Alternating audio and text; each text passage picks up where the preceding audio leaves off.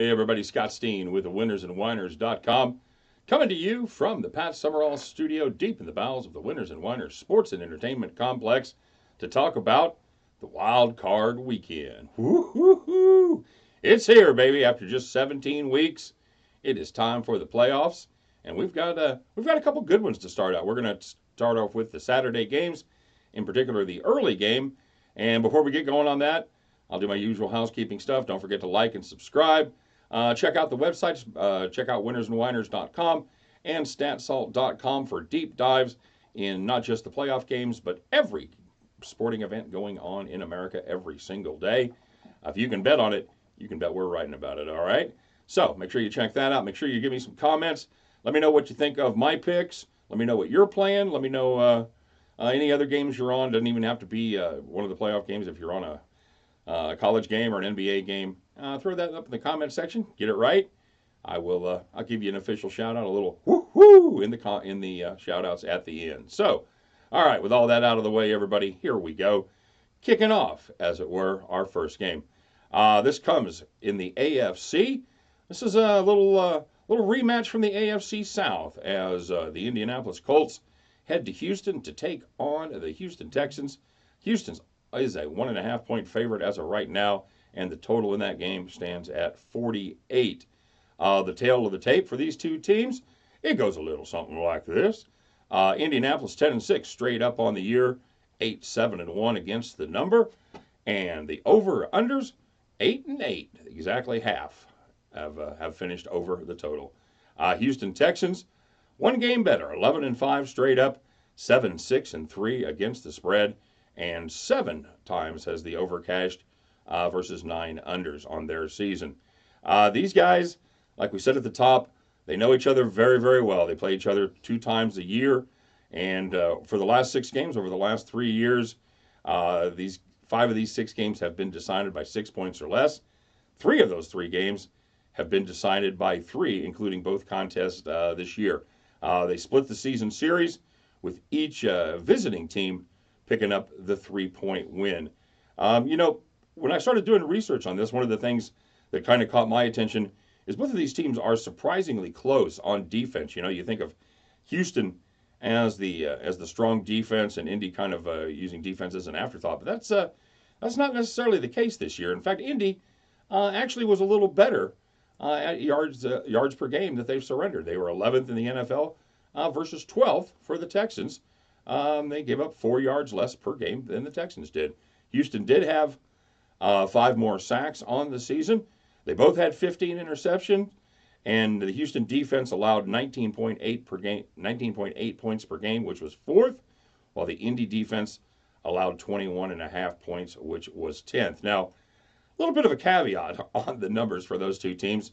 Both of those teams, because they play in the AFC South, they got to play the non-offensive offenses of Tennessee and Jacksonville. In fact, in Houston's 4 games against Jacksonville and Tennessee, they gave up an average just 11.75 points per game.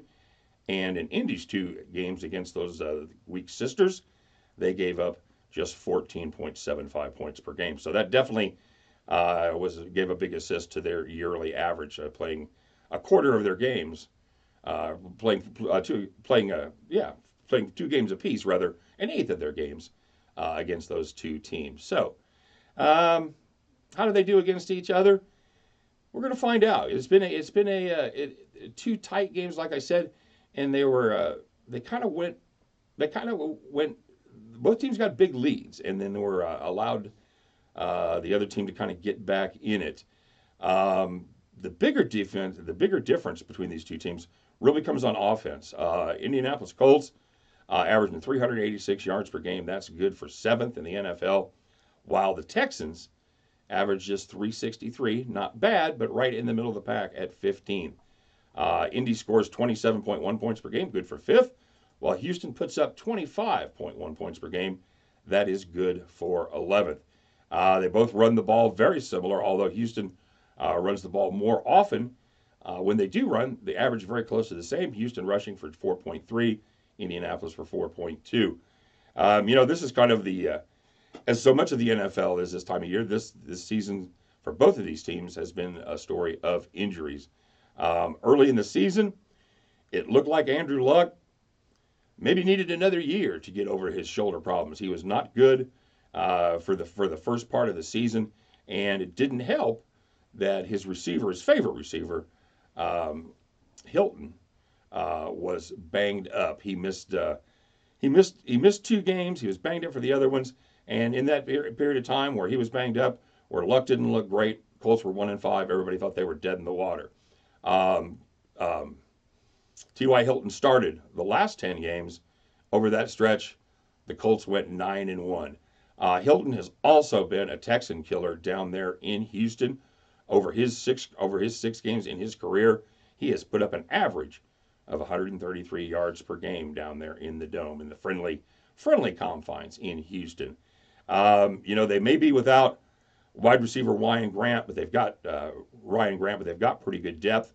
In addition to the fact that they have arguably one of the better tight end weapons in the NFL, Eric Ebron, who led all of the tight ends with 13 touchdowns this season. So other guys had more yardage, but nobody was counted on more in the red zone than Eric Ebron. And he's a big guy, and he is a weapon that Houston's going to have to account for on every play.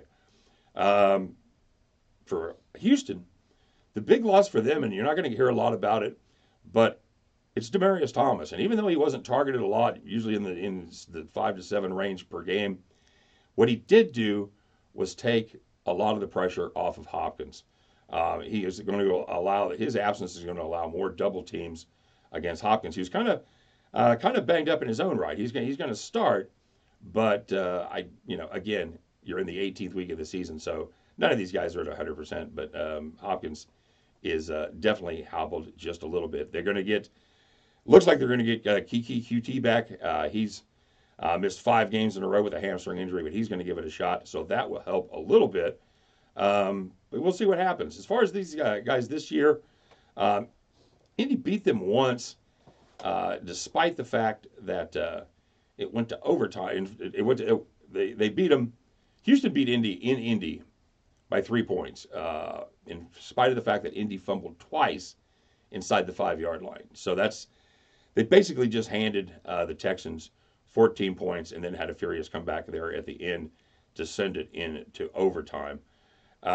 Houston, on the other hand, like I said, Indy had a lead down in Houston, and they ended up hanging on and winning by 3 points. I did a lot of research in this game, and I watched the last 2 games that these guys played this year, and I noticed one thing about the Houston defensive backs is they have kind of a nasty habit of sneaking a peek into the backfield. They want it and checking the quarterback, and Luck burned them a couple times in each game when those guys got a little too curious, got those eyes in the backfield, and they were either susceptible to a double move or they were susceptible to Andrew Luck running around, and the receiver was able to get behind him for huge gains in a couple cases, and in one case, a touchdown. So that's definitely something to keep an eye on. Andrew Luck, he's not what you would call, he's not Pat Mahomes, he's not Russell Wilson, he's not he's not fleet of foot, he's not elusive. But what he is he's greasy, okay? He's able to slide around the pocket and find just enough of a bubble where he can get himself comfortable, get his feet set enough to get the job done. That's what Andrew Luck does well. You think you have him. He's got a little bit of Ben Roethlisberger in him. He has good escapability, and he's greasy in the pocket. Yeah, that's right. I said greasy. You can feel free to use that. I got to. I've got to go with Indy in this case. I think they've got the better team. I know Houston is playing well right now. They went through their little spot where they won. I think they won 9 in a row. Unfortunately, they may have peaked a little early. They may have peaked in November, and that is not what you want. They're a little more banged up now.